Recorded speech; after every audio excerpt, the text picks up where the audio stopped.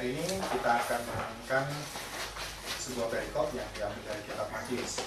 Saya tidak melanjutkan dari kitab Matius pasal 23, tapi saya mengambil perikop dari Matius pasal 6. Matius pasal 6 ayat 25 sampai 34. Sebenarnya momennya masih menyangkut dengan pembahasan dari kitab Yakobus pasal 4 mengenai masa depan. Saudara, dalam kitab Matius pasal 6 ayat 25 sampai 34 ini, kitab terjemahan Bahasa Indonesia terbitan LAI memberikan judul Hal Kekhawatiran. Dalam Matius pasal 6 ayat 25 sampai 34. Tetapi saya akan mulai membacanya dari ayat 19.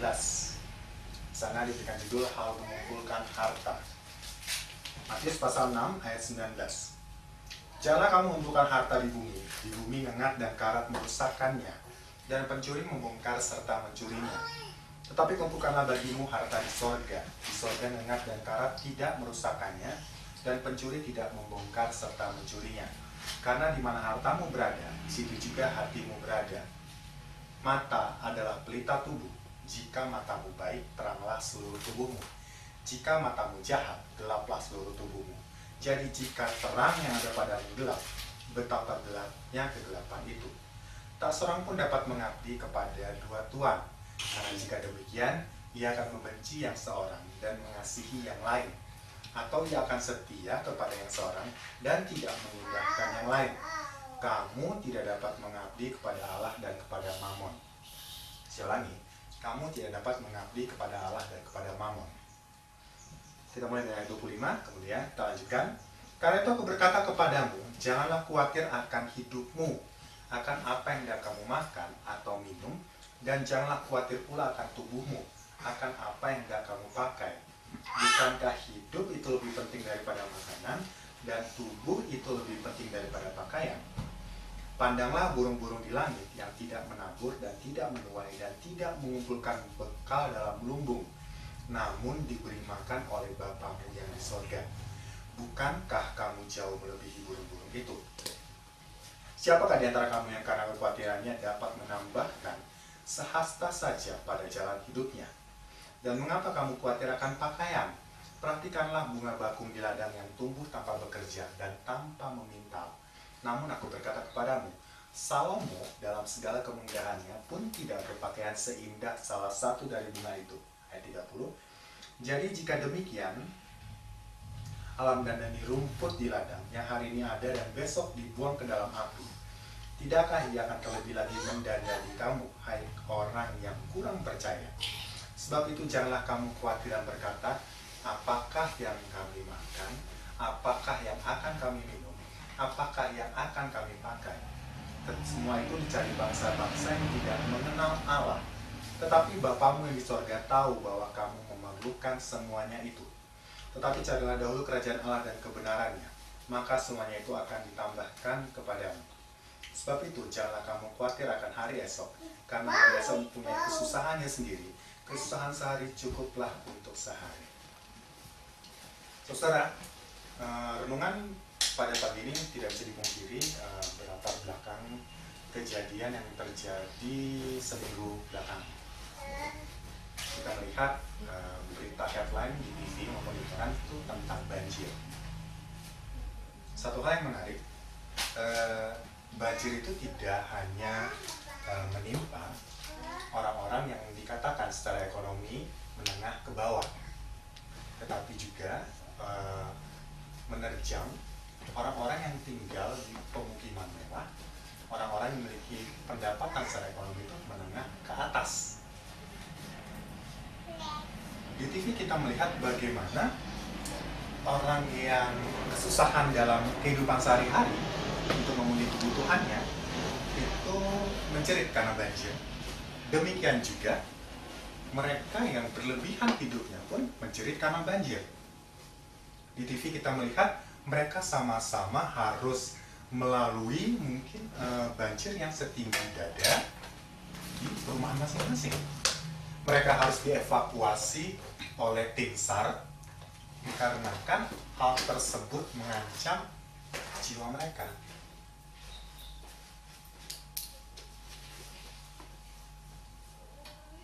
Satu kesamaan dari mereka semua, hidup lebih dikhawatirkan daripada harta pada saat itu. Tidak ada lagi yang berusaha berteriak-teriak untuk menyelamatkan mobilnya misalnya, atau menyelamatkan rumah mewahnya. Pada saat itu yang dipikirkan hanyalah keselamatan diri. Semuanya berlomba-lomba menjauhi genangan air untuk pergi ke tempat yang lebih tinggi. Pada saat itu seharusnya manusia tersadar bahwa kepemilikan mereka atas harta benda tidak di atas kekhawatiran mereka terhadap jiwanya saat itu.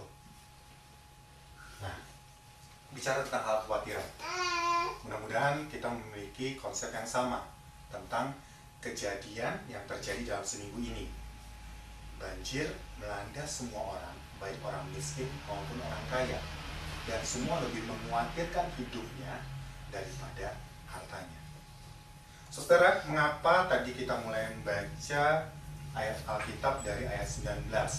Dan saya menekankan dalam ayat 24 di bagian terakhir, kamu tidak dapat mengabdi kepada Allah dan kepada Mammon. Karena hal kekhawatiran dalam ayat 25 itu dimulai dengan perkataan, karena itu aku berkata kepadamu. Biasanya ketika Tuhan mengatakan karena itu aku berkata kepadamu, ataupun dalam berbicara karena itu, ini memiliki hubungan dengan ayat-ayat sebelumnya. Perkataan karena itu aku berkata kepadamu ini berkaitan dengan kita tidak dapat mengabdi kepada Allah dan kepada Mammon. Dalam hal mengumpulkan harta, dalam ayat 19 dan 24, Tuhan telah menegaskan perbedaan tentang mengumpulkan harta di surga dan mengumpulkan harta di bumi. Dan Tuhan memberikan pilihan pada saat itu. Mengikuti Tuhan, Dia memerintahkan kita untuk mengumpulkan harta di surga, atau mengikuti Mammon yang mendorong kita untuk mengumpulkan harta di bumi. Sebagai informasi, Mammon itu sebenarnya sebuah ilustrasi untuk kekayaan. Ini berdasarkan ungkapan dalam budaya Syria. Mammon itu ditujukan kepada kekayaan. Karena pada saat itu tidak dikenal sebetulnya Allah yang dinamakan Mammon. Seperti itu. Mari kita perhatikan sekarang ayat 25. Karena itu aku berkata kepadamu, jangan khawatir akan hidupmu, apa yang hendak kamu makan atau minum, dan janganlah khawatir pula akan tubuhmu, akan apa yang hendak kamu pakai. Tuhan pertama menyatakan jangan khawatir tentang hidupmu. Dia katakan jangan khawatir tentang apa yang kamu makan, jangan khawatir tentang apa yang kamu minum, dan jangan khawatir tentang pakaian yang melekat dalam tubuh kita. Saudara, Tuhan tidak menyuruh kita sebetulnya untuk melepas itu semua. Makanan, minuman, dan pakaian sebetulnya merupakan kebutuhan kita. Dan Tuhan pun tahu itu. Bila kita perhatikan ayat 32 bagian B, di sana dikatakan, Bapa yang di sorga tahu bahwa kamu memerlukan semuanya itu. Ketika Tuhan berbicara dalam ayat 31 dan 32 bagian A tentang orang-orang yang tidak mengenal Allah mengejar makanan, minuman, dan pakaian. Dalam ayat 32b dikatakan Tuhan tahu bahwa kita memerlukan makanan, minuman, dan pakaian. Kita perlukan. Dan Tuhan tahu itu. Ini harus kita sadari. Tapi permasalahannya dalam ayat 25 Tuhan katakan jangan khawatir akan hidup tentang makanan, pakaian, dan juga minuman. Tentang kebutuhan kita sehari-hari. Dikatakan dalam ayat 25 bagian B, bukankah hidup itu lebih penting daripada makanan dan tubuh itu lebih penting daripada pakaian? Saudara, Tuhan tahu bahwa kita memerlukan makanan, Tuhan tahu bahwa kita memerlukan minuman, dan Tuhan tahu bahwa kita memerlukan pakaian, karena itulah kebutuhan kita. Tetapi permasalahannya sekarang, apakah kebutuhan akan makanan, minuman, dan pakaian itu lebih besar dari kebutuhan kita akan hidup atau jiwa kita? Ini adalah suatu pertanyaan. Ini permasalahannya. Hidup harus kita hidupi dengan pemanfaatan makanan dan minuman. Karena demikianlah kita diciptakan. Dalam kitab Kejadian 1 pun, Tuhan telah menyediakan makanan untuk kita. Tuhan tahu secara biologis, Dia menciptakan kita yang membutuhkan makanan dan minuman. Tetapi permasalahannya, apakah kebutuhan ini lebih besar dari ini?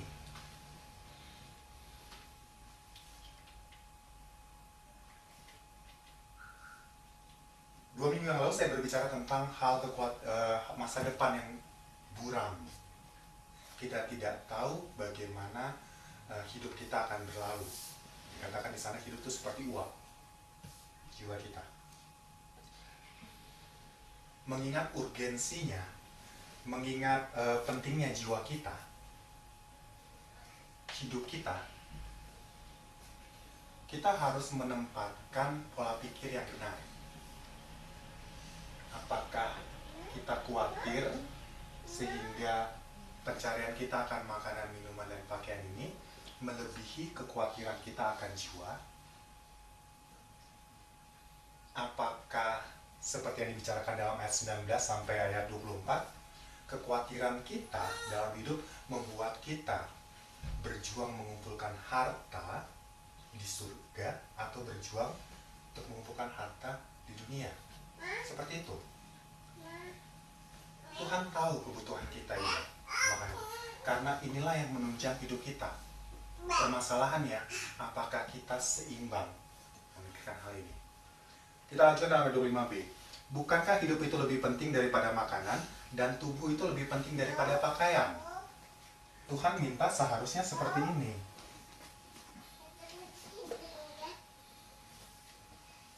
Hidup itu lebih penting dari makanan, minuman, dan pakaian. Tapi ingat, Tuhan katakan, kita tahu bahwa Dia tahu bahwa kita memerlukan ini. Mari kita perhatikan Matius 16 ayat 26. Ayat yang sering dikutip oleh para pengajar biasanya bila berbicara tentang harta. Dikatakan di sini, apa gunanya seorang memperoleh seluruh dunia tetapi kehilangan nyawanya? Dan apa yang dapat diberikannya sebagai ganti nyawanya? Satu kebenaran lagi dinyatakan Tuhan dalam Matius pasal 16. Tidak ada hal yang dapat menggantikan nyawa. Sama seperti kejadian banjir di Jakarta. Orang bergegas-gegas mencoba menyelamatkan nyawanya, mereka melupakan hartanya. Karena mereka mengerti tidak ada hal yang lebih penting daripada nyawa. Tidak ada hal yang lebih penting daripada hidup, daripada jiwa. Ini semua bisa dicari, tapi ini tidak bisa dipertaruhkan. Dan seharusnya manusia mengerti ini. Apakah kita memang mengerti bahwa hidup itu lebih penting dari makanan dan minuman? Walaupun untuk hidup kita membutuhkan makanan dan minuman. Tapi inilah yang terpenting dibanding ini. Dalam 26, padalah burung-burung di langit yang tidak menabur dan tidak menuai dan tidak mengumpulkan bekal dalam lumbung, namun diberi makan oleh Bapamu yang di sorga. Bukankah kamu jauh melebihi burung-burung itu? Saudara, pekerjaan menabur, menuai, dan mengumpulkan bekal itu adalah pekerjaan yang dilakukan oleh manusia. Pekerjaan, bekerja. Burung pun bekerja sebetulnya kan. Mereka tidak berdiam diri saja menerima makanan. Mereka pun harus mencari makan. Tetapi pekerjaan menuai, menabur, dan mengumpulkan itu merupakan pekerjaan yang lebih rumit daripada apa yang dilakukan oleh burung. Burung tidak menanam, burung tidak menuai, dan burung tidak mengumpulkan bekalnya. Tetapi dia menerima apa saja yang diberikan alam di sekitarnya. Mereka memakan buah-buahan, misalnya, atau mereka memakan biji-bijian. Semua yang tersedia di alam yang diberikan oleh Allah untuk menjadi makanannya. Burung hidup sesuai dengan tugasnya. Tuhan menciptakan burung seperti itu. Dia hidup seperti itu dan mendapatkan makanan pun sesuai dengan tugasnya. Burung mencari makan. Manusia diberikan kemampuan yang lebih dari para hewan. Manusia diberikan kemampuan untuk bekerja. Di sini dikatakan untuk menabur, untuk menuai atau mengumpulkan bekal demi kehidupannya. Kita diberikan kemampuan yang lebih oleh Tuhan untuk mendapatkan makanan, minuman, dan pakaian. Sedangkan makhluk yang tingkat pemikirannya saja, tingkat kemampuan berpikirnya jauh di bawah kita, dapat mendapatkan makanan, dipelihara oleh Tuhan, apalagi manusia sebetulnya. Manusia yang lebih pintar, yang lebih canggih dari binatang, seharusnya pun bisa bekerja untuk hidupnya, untuk makanan, minuman, dan pakaiannya. Satu fakta yang harus disadari oleh manusia. Kita diciptakan lebih dari burung-burung tersebut. Karena itu seharusnya kita tidak usah khawatir. Jika burung-burung saja yang dalam tanda kutip begitu rendah dibandingkan kita dalam tingkat pemikiran, kita seharusnya yang lebih canggih, sophisticated misalnya, harusnya bisa lebih mempercayai Tuhan. Burung saja yang bekerja hanya mengandalkan instingnya dapat mendapatkan makanan, apalagi kita manusia. Seharusnya kita bisa lebih dari burung tersebut. Lalu kita dikatakan dalam ayat 27, siapakah di antara kamu yang karena kekhawatirannya dapat menambahkan sehasta saja pada jalan hidupnya? Saudara, di sana kita menuliskan kata jalan hidup. Ini dalam bahasa yang sama, dalam bahasa ini Elikia, dipakai dalam kitab Lukas pasal 19, berbicara tentang Zakheus. Zakheus di sana dikatakan tubuhnya itu pendek. Nah, itu juga Elikia, statur, bentuk tubuh. Jadi ketika Tuhan berbicara tentang, di sini dalam Alkitab terjemahan Bahasa Indonesia memang dikatakan jalan hidup, tetapi kalau kita lihat dalam bahasa Inggris, di sana dikatakan stature seperti ini. Ini tuh bentuk tubuh, sebetulnya bentuk tubuh, tinggi badan atau seperti itu. Tapi dalam beberapa Alkitab bahasa Indonesia memang ada yang dituliskan tentang way of life, jalan hidup juga. Di sini dikatakan bahwa siapakah yang diantara kamu yang karena kekhawatirannya dapat menambahkan sahsta saja pada jalan hidupnya. Dilambangkan manusia menjalani jalan hidupnya seperti apa? Seperti itu. Ketika manusia bertumbuh, mungkin kita tidak khawatir ya. Ketika manusia berhenti bertumbuh dalam masa pertumbuhannya, manusia khawatir di sana. Tetapi ketika manusia berhenti bertumbuh, pada saat itulah dia khawatir. Kalau dia dalam masa pertumbuhan. Mudah-mudahan Reno udah berhenti masa tumbuhnya ya. Nggak tahu Timiantis gimana lagi kalau bicara. Tapi manusia mengharapkan dirinya bertumbuh pada saat masa pertumbuhan. Seperti itu. Dan dia khawatir ketika dia tidak dapat ketika tubuhnya berhenti berkembang, tetapi dia masih dalam masa pertumbuhan. Seorang ibu kalau melihat anaknya tetap kecil, dia akan berusaha mencari berdaya upaya menambahkan vitamin apapun seperti kalsium apakah untuk memberikan makanan yang bergizi kepada anaknya supaya anaknya bertumbuh. Dia tidak berharap anaknya berhenti bertumbuh di saat dia dalam masa pertumbuhan. Permasalahan sekarang dalam jalan hidup, bagaimana kita dapat menambahkan panjang kehidupan kita atas dasar kekhawatiran. Saya berbicara beberapa minggu yang lalu, kembali lagi saya ingatkan, tentang masa depan yang buram. Kita mengerti bahwa kita tidak tahu kapan kita meninggal. Kita tidak tahu kapan kita mati, tidak tahu kapan kita dipanggil Tuhan. Bahkan kita tidak tahu kapan Kristus datang kedua kali. Misalnya seperti itu. Kita tidak tahu.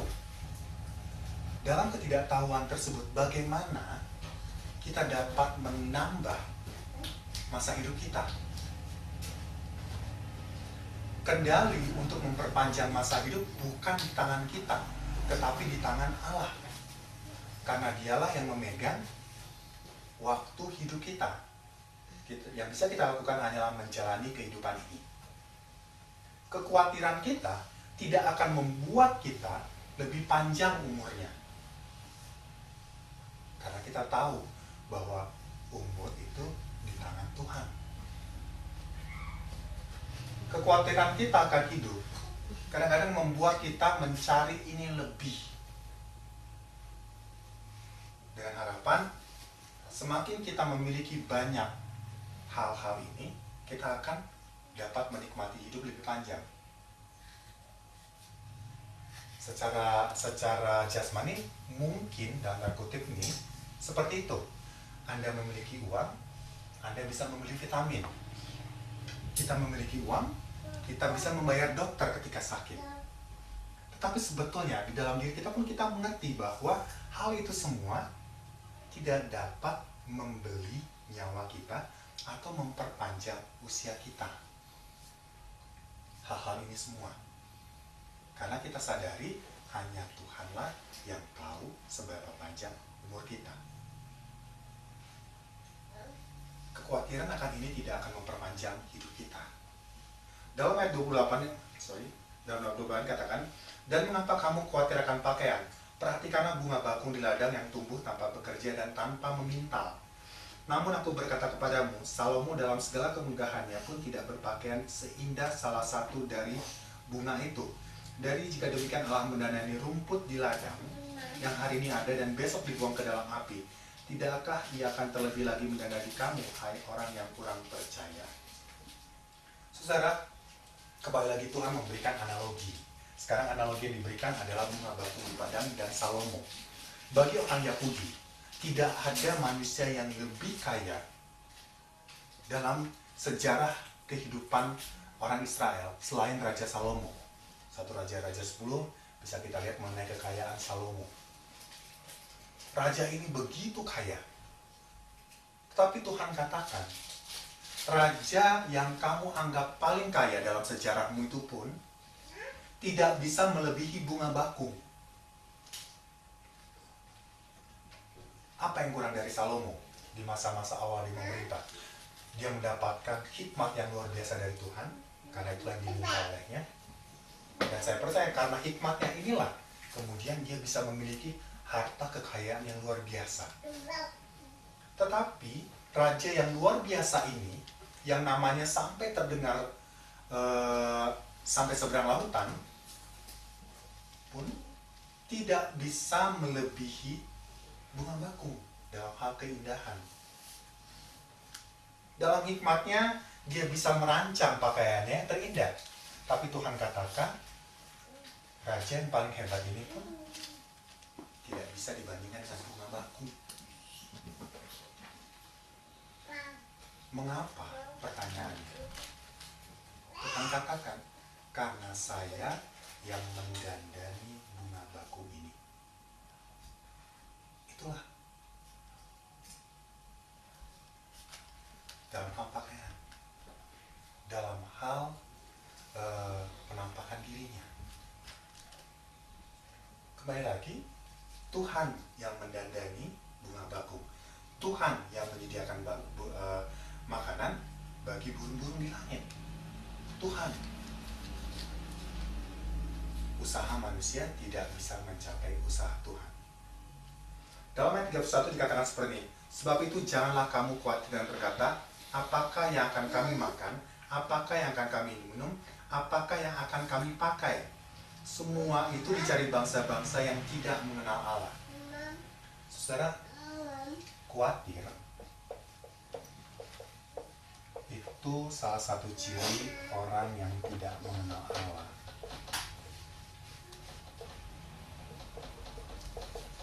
Apalagi apabila kekhawatiran akan hal ini membuat kita lebih khawatir pada hidup kita. Saudara, terus terang dua ayat ini menyentak pikiran saya. Bangsa-bangsa yang tidak mengenal Allah dikatakan khawatir tentang makanan, minuman, dan pakaian, dan berkaca terhadap diri sendiri. Berarti selama ini kemungkinan besar saya termasuk orang yang tidak mengenal Allah. Kita juga perlu berkaca terhadap diri kita sendiri. Apakah kekhawatiran kita akan ini lebih dari kekhawatiran kita akan ini, akan jiwa kita? Bila demikian, berarti kita termasuk orang yang tidak mengenal Allah. Inilah kaitannya dengan ayat 24 tadi. Tuhan katakan bahwa apabila kita terlalu khawatir dengan hal-hal ini, kita termasuk orang yang tidak mengenal Allah. Percayakah kita? Percayakah kita kepada Tuhan? Apabila kita tidak mengandalkan Tuhan dalam kehidupan kita, berarti kita sama dengan ini. Dalam kitab Yakobus pasal 4, ketika berbicara tentang rencana, ada orang yang ingin berdagang dan dia akan berencana hari ini akan pergi ke kota ini dan hendak berdagang mencari untung. Tapi di bawahnya Yakobus katakan, seharusnya engkau katakan jika Tuhan menghendaki, melibatkan Tuhan dalam rencana kehidupannya.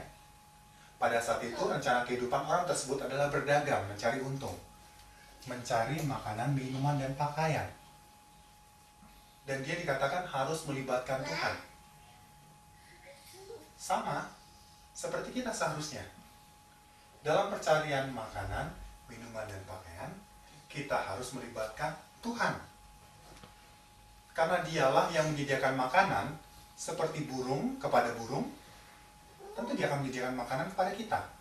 Seperti dia mendandani bunga bakung di padang, tentulah dia akan mendandani kita lebih dari bunga tersebut. Dia memberikan kemampuan kepada kita untuk melakukan itu semua.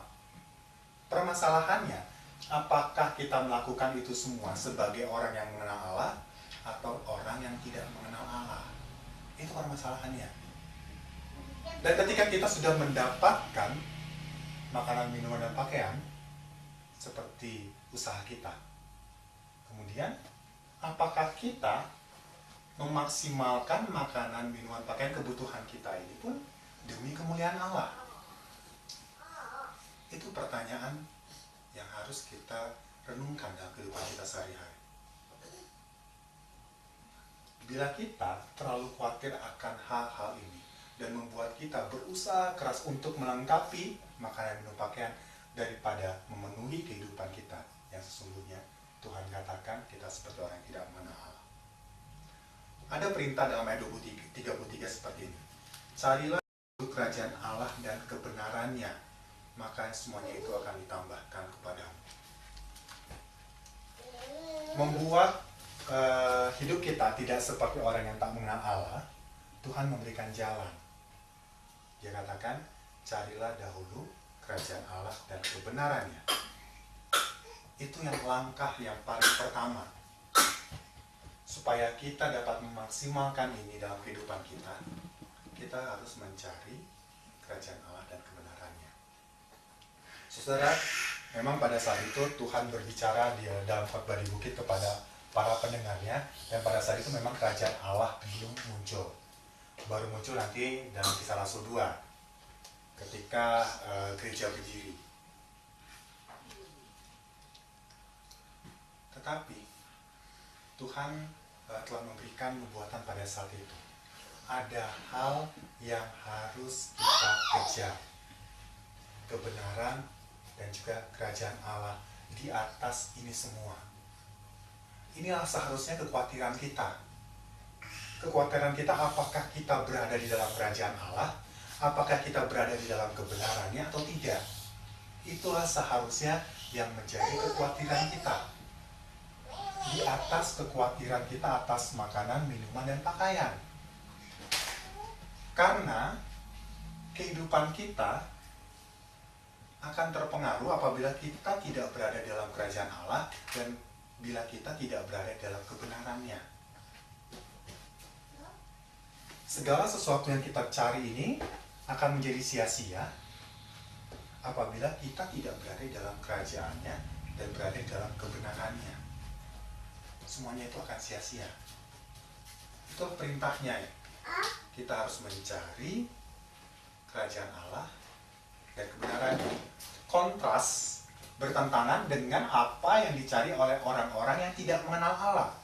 Orang-orang yang tidak mengenal Allah karena khawatir akan kehidupannya, karena khawatir akan masa depannya, karena keserakahan di atas harta, mencari ini, memaksimalkan ini. Tetapi bertentangan dengan orang-orang tersebut, seorang Kristen tidak mencari itu. Dia mencari jiwanya, kebenaran jiwanya. Ayat 34 dikatakan, sebab itu janganlah kamu khawatir akan hari esok, karena hari esok mempunyai kesusahannya sendiri. Saudara, kembali lagi dalam kitab Yakobus, dikatakan hidup kita ini seperti uap. Jangan khawatir akan hari esok, karena hari esok mempunyai kesusahannya sendiri. Sebetulnya, bila kita perhatikan, dalam ayat 25-34, Tuhan sudah menyatakan, jangan khawatir tentang apapun, kecuali tentang kehidupan kita. Berkaitan dengan ini, jangan khawatirkan ini di hari esok. Belum tentu kita akan menikmati ini besok. Satu artikel menyatakan seperti ini, perlu kita perhatikan bahwa pada zaman itu, pekerjaan seorang Yahudi atau seorang Israel adalah bekerja untuk hari ini dan mendapatkan upah untuk hari ini, 1 dinar, nilai upah buat 1 hari. Karena itu dikatakan dalam artikel tersebut bahwa Tuhan memberikan janji kepada orang-orang ini, karena kamu bekerja memang harian, kamu mendapatkan upah harian, ya khawatirkan saja upah hari ini. Besok kamu bekerja lagi untuk upah besok. Seperti itulah satu artikel menuliskan. Dan dia juga mengingatkan, pada zaman keluaran, ketika orang Israel sedang mengembara di padang gurun, mereka mendapatkan mana yang dikirim oleh Tuhan. Dan perintah terhadap bagi orang Israel berkaitan dengan mana, mereka hanya mengumpulkan mana ini untuk kebutuhan 1 hari. Kecuali pada hari ke-6, pada hari Sabat misalnya, mereka diperintahkan untuk mengumpulkan untuk kebutuhan 2 hari, karena hari Sabat itu mereka tidak diperbolehkan bekerja. Jadi mereka diperintahkan untuk mengumpulkan kebutuhan 2 hari. Apabila mereka mengumpulkan lebih dari kebutuhannya sehari, mana itu akan menjadi busuk, berulang, tidak bisa dimakan. Inilah latar belakang mengapa dikatakan jangan khawatir akan hari esok. Hari esok memiliki kesusahannya sendiri. Karena pada saat itu mereka berusaha mencukupkan diri dalam pekerjaan sehari demi sehari. Saudara, mungkin seorang Kristen harus berpikir seperti itu. Kita hidup sehari demi sehari. Dengan mentalitas seperti itu, kita akan berada dalam satu wilayah yang disebut dengan cukup, tidak berlebih. Dalam beberapa renungan saya pernah berkata tentang doa Bapa kami. Tuhan mengajarkan tentang doa Bapa kami mengenai kebutuhan seperti ini.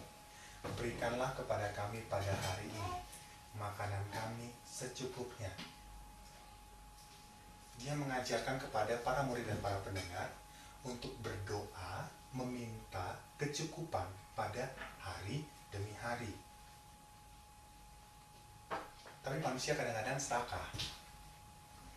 ketika kita dikasih lebih, kelebihan ini tidak menyebar. Padahal kita diajarkan untuk meminta cukup. Sama seperti ini. Kita ingin pegang kelebihan kita itu karena kita takut tahun depan kita tidak akan makan. 10 tahun depan kita tidak akan makan. Bahkan kita tidak berpikir untuk hari esok, kita lebih jauh memikirkannya. Untuk berapa bulan ke depan, untuk tahun depan, dan bisa kalau bisa sampai 7 turunan. Pernah dengar istilah itu, hartanya cukup untuk 7 turunan. Itulah kekurangan kita sebagai manusia. Padahal kita tahu mungkin kita tidak dapat hidup sampai pada saat itu untuk menikmati harta. Karena itu katakan, jangan khawatir karena hari esok, karena hari esok punya kesusahannya sendiri. Kesusahan sehari cukuplah untuk sehari. Kesusahan sehari cukuplah untuk sehari. Pikirkanlah berkaitan dengan hari esok. Siapa tahu kita tidak dapat hidup untuk menikmatinya. Jadi pikirkanlah hari ini. Siapa tahu nanti malam kita selesai hidup kita. Dalam kitab Lukas pasal 12, orang kaya yang tamak mengumpulkan harta demikian banyaknya. Kemudian dia membawa lumbung-lumbung. Dia ingin mengumpulkan harta yang lebih banyak dan lebih banyak lagi. Tapi Tuhan katakan apa? Hai orang kaya, pada malam hari itu pun kuambil nyawamu. Dia hendak berkata apa? Dia berencana untuk menikmatinya di hari tua. Tapi Tuhan katakan, malam ini pun kuambil nyawamu. Saudara, itulah renungan yang diberikan oleh Tuhan. Bahwa Tuhan menyediakan untuk kita jalan yang terbaik, kerajaan Allah dan kebenaran. Bagaimana dengan ini? Tuhan katakan, kalian perlu, kita perlu ini. Tuhan tahu itu. Bahkan dia ingatkan, burung saja memerlukan makanan dan saya sediakan. Bunga bakung saya dandani. Bagaimana tidak kita yang lebih dari burung dan lebih dari bunga bakung tidak dipelihara olehnya? Permasalahannya sekarang, apakah kita percaya atau tidak? Jika kita tidak percaya, berarti kita kembali lagi dalam ayat 19 sampai 24. Kita mengabdi kepada Mamon. Karena hal itulah yang akan kita lakukan jika kita tidak percaya bahwa Allah akan menyediakan yang terbaik bagi kita. Tetapi jika kita percaya dan kemudian kita mengikuti anjurannya untuk mencari dahulu kerajaan Allah dan kebenarannya, berarti kita mengabdi kepada Allah. Seperti itu. Pilihannya kembali lagi kepada kita. Fakta bahwa jiwa lebih penting, hidup lebih penting. Saya percaya kita semua sadari itu. Kembali lagi, ilustrasi yang saya nyatakan tentang banjir di Jakarta. Mereka pun mengerti hal tersebut. Dan saya percaya kalau kita berada dalam situasi tersebut, kita pun akan mengambil keputusan yang sama. Kita akan mementingkan keselamatan diri kita daripada harta kita. Kita mengerti. Tetapi bagaimana untuk tetap hidup dalam pengertian itu, dalam kehidupan kita sehari-hari, kitalah yang memutuskan apakah kita tetap sadar bahwa jiwa kita lah yang lebih penting, bahwa Allah memelihara kita, dan apabila kita tidak mengkhawatirkan hidup kita, jiwa kita, kita sama seperti orang-orang yang tidak mengenal Allah. Saudara, kita persiapkan ayat 285.